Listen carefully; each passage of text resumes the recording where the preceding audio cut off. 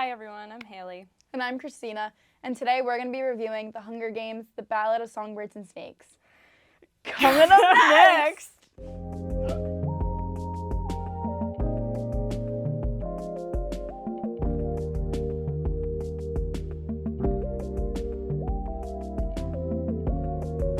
So for any of those of you who haven't seen The Hunger Games, this one is a prequel to the past four movies that have already came out.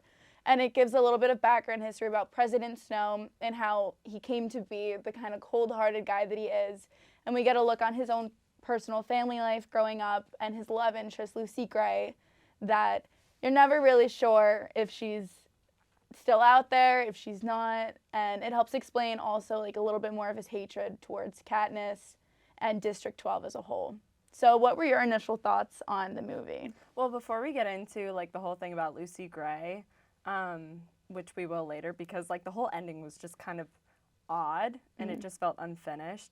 But I would say I liked the movie as someone that I know has told me it was a good movie based off of a bad book. I wouldn't know because I didn't read the book. Me neither. And I didn't read any of the other books. But I like the movie because, I mean, it was just a good movie and it was enjoyable. Like, regardless of the plot, it was just fun to watch.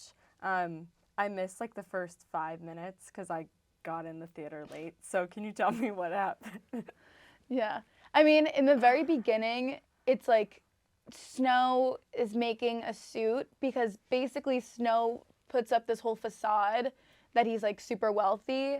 Meanwhile, like he's living with his grandmother and his cousin Tigress, and they're kind of still trying to like make ends meet. And so he like puts up this facade at his like nice high school where everyone is like super wealthy and like very judgmental. So it's him like kind of like sewing his suit to look like his father's old shirt or something along the lines of that.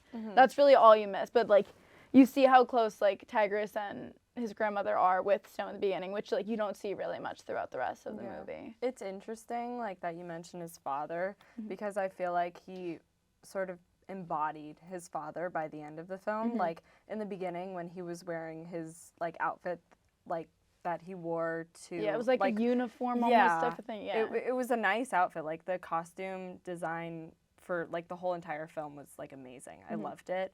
But he just like looked like himself, and also his hair was all curly and everything, and then by the end like it was a buzz cut and it was totally different. Yeah. You can see like just through his like appearances how much he changes, which like also coincides with like how he changes like mentally as a person. And also like I feel like that goes through him meeting Lucy Gray and going through the actual like Hunger Games, which is traumatizing in itself, but he's actually almost like a help to like each person at the school is given a tribute from a district, and they're kind of sent as like a mentor for that person. So basically, whichever mentor's tribute won and came out as victor, they would also receive a cash prize. And I feel like that was a main incentive for Snow to have like so much like passion behind winning. But how do you feel about that?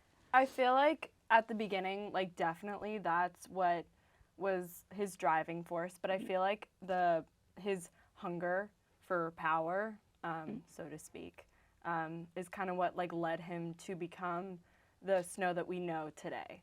And so I feel like one of those like pivotal aspects of his transformation was Lucy Gray, played by Rachel Zegler, who has an amazing voice, and she did a really nice job, I would say, playing this like role. And she kind of reminded me of Katniss, and I mean from the start how she was wearing this beautiful, completely colorful dress, like in the beginning, at what's the like the ceremony, like the naming ceremony or something. It's it's the day where they get picked. And so I feel like from then on, she just kind of represented like the epitome of what everyone was being told not to do. And I feel like that was so cool because she did use her voice and she used her talents to get her to the end. And I think that's what Katniss did. And I feel like it just transcended, and all this like feminine energy is just really prominent in these films. I really agree. And I think that part of Snow's attraction towards Lucy Gray was how she was almost like an outsider, as I think he felt like he was. And like the thing that I think made him really fall for her was that she embraced it. Yeah. And I think that was like the main attraction between the two. So I think that that was another like really major driving force. And then obviously after winning the Hunger Games, Snow gets in trouble for using like cheating tactics during the games and helping Lucy Gray win. So he's sent off as a peacekeeper for District 12. Yeah. Where, do you think that, sorry to interrupt, No, but do you you're good. think that they fell in love too quickly? I honestly had a really hard time believing that they were in love. Yeah. I never like saw anything that gave the hint of that until afterwards when like he was like sent out to like look for her and had made it such a big deal. But during the games, I really couldn't tell that there was anything going on between the two of them. Yeah, I mean, I could see that there was like some chemistry that definitely went on between them. But like in movies like 10 Things I Hate About You, like you can tell when it's like the setup and when it's all like for the bet versus like when it becomes real. And for this, I feel like it just never really had that like finite transition that I could really like recognize and be like, oh, he really does love her. I agree. Even at the end. Yeah, and I like really at the can't end, tell. like she just felt okay leaving him. So I just And well, feel like it's not she even didn't, clear if she left or not. So I mean, she did. Well, he did lie first because he said he killed three people, and then he said one of them was his self. Yeah. So like, she knew that was yeah, right. she could tell, and that's why she left. I mean, I don't really know exactly why she left, and it was like very ominous at the end. Yeah. I think the ending was a really like nice ending that segued into the Hunger Games, the first one. But having seen the other movies in comparison to this one, I think I definitely like the others more, at least the first one, and I really liked Catching Fire as well. I love Catching Fire. But I would probably rate this one like an 8.5 out of 10. Okay. What about you? I think I would do a 7. Okay. Yeah. I mean, because the other movies were just so good that I could just watch them over and over again.